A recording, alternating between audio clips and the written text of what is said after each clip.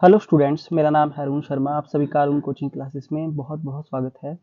बच्चों, मैं आपको पढ़ा रहा हूँ chapter number 1 class +2 commerce accounts, और इस चैप्टर का नाम है accounting for partnership firms and fundamentals.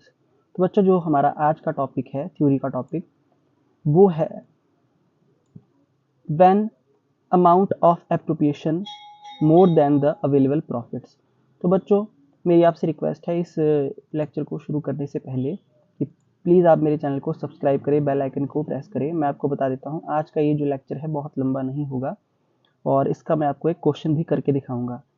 कभी कभी क्या होता है कि हमारे पास जो है वो एप्रोप्रिएशन का अमाउंट ज़्यादा होता है। ठीक है, एप्रोप्रिएशन का अमाउंट, तो मैंने आपको बताया था कि एप्रोप्रिएशन में क्या क्या इंक्लूड होता है। ठीक है, तो पिछले लेक्चर में मैंने आपको बता दिया था। देखिए, एप्रोप्रिएशन में इंटरेस्ट ऑन कैपिटल, पार्टनर की सैलरी, कमीशन, है ना, और ट्रांसफर टू जनरल रिजर्व, ये सारे जो अमाउंट है बच्चों, ये एप्रोप्रिएशन ऑफ प्रॉफिट में आ जाते हैं। ठीक है, तो कभी कभी क्या होता है कि इनका अमाउंट होता है ज़्यादा, और जो हमारे पास अवेलेबल प्रॉफिट है ना, डिस्ट्रीब्यूशन के लिए, वो हमारे पास जो है वो कम होता है। ठीक है, तो इस केस में किस तरीके से हम प्रॉफिट को डिवाइड करेंगे, क्वेश्चन को कैसे सॉल्व करेंगे, ये बात हमको पता होनी चाहिए। सो समटाइम्स अ सिचुएशन में arise where total amount of appropriation is more than the amount of available profit for appropriation। ठीक है, मतलब प्रॉफिट हमारे पास जो है वो कम है और हमारे पास एप्रोप्रिएशन ज्यादा है। ठीक है, तो in such cases profit available for distribution is divided between partners in the ratio of appropriation. ठीक है बच्चों, जो एप्रोप्रिएशन की रेशियो होगी, एप्रोप्रिएशन की रेशियो, जैसे सपोज करिए मेरे पास दो पार्टनर हैं, ए है और मेरे पास जो है ये बी है ना। तो हम मान लेते हैं कि जो इंटरेस्ट ऑन कैपिटल है ए का वो है 5,000 रुपये, ओके, और बी का कितना है, बी का है 3,000 रुपये। ठीक है, तो यहाँ पे आप देख सकते हैं एक ए का जो है वो 5 है और जो बी का है वो क्या है, 3 है। तो इनकी रेशो ऑफ एप्रोप्रिएशन कितनी आ गई, 5:3। ठीक है बच्चों, इसी तरीके से अगर इनकी सैलरी होती या कुछ और अमाउंट होता तो वो भी ऐड हो जाएगा, है ना। तो एक बार मैं आपको लिख के बता देता हूँ कि मैं क्या बोल रहा हूँ। देखिए,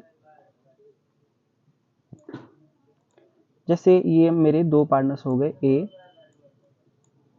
और बी। ठीक है, और ये इंटरेस्ट ऑन कैपिटल है। ठीक है, ये पार्टनर की सैलरी है। तो इंटरेस्ट ऑन कैपिटल जैसे मैंने बता दिया 5 और 3, है ना, और उसके बाद सैलरी जो है मेरी जैसे 10,000 है मेरी सैलरी। ठीक है, और मेरे पास जो है यहाँ पे बी की सैलरी है 12,000। तो बच्चों, अगर मैं इनका टोटल करूँ यहाँ पे, तो टोटल कितना बन जाता है, ए का टोटल आ जाएगा 15,000। ठीक है, और बी का टोटल कितना आ जाएगा, बी का टोटल भी आ जाएगा 15,000। तो बच्चों, इसको अगर हम सॉल्व करेंगे तो ये आ जाएगी 1:1। तो रेशो ऑफ एप्रोप्रिएशन क्या होगी, 1:1। तो इस रेशो में जो प्रॉफिट डिवाइड होगा, ठीक है, इस रेशो में जो है प्रॉफिट डिवाइड हो जाएगा। तो मैं आपको इसका न्यूमेरिकल जो हूँ करके दिखाऊंगा कि किस तरीके से न्यूमेरिकल्स को हम करेंगे, है ना। तो इस रेशो ऑफ एप्रोप्रिएशन में जो है पार्टनर को सैलरी मिलेगी, पार्टनर को कमीशन मिलेगी, इंटरेस्ट ऑन कैपिटल मिलेगा। तो ये सारी, इसका एक न्यूमेरिकल है वो मैं आपको बताऊंगा। देखिए यहाँ पे और वर्ड में क्या बोला गया है, profit available for distribution is transfer to the partners capital account in the ratio of appropriation. ठीक है, एप्रोप्रिएशन की रेशो में जो है प्रॉफिट मतलब ट्रांसफर होगा, एप्रोप्रिएशन की रेशो में प्रॉफिट जो है वो डिवाइड हो जाएगा। ठीक है, तो हर एक पर्सन को इंटरेस्ट ऑन कैपिटल भी मिलेगा, सैलरी भी मिलेगी, but in the ratio of appropriation. I hope आपको बात अंडरस्टूड हो गई होगी। तो इसका जो है न्यूमेरिकल जो है पेपर में आता है, तो मैं आपको इसका न्यूमेरिकल जरूर करवाऊंगा। तो आज के लिए इतना ही। थ्योरी को जो है आप एक बार अच्छे तरीके से समझ लेना, चैनल को सब्सक्राइब जरूर करना। Thank you so much.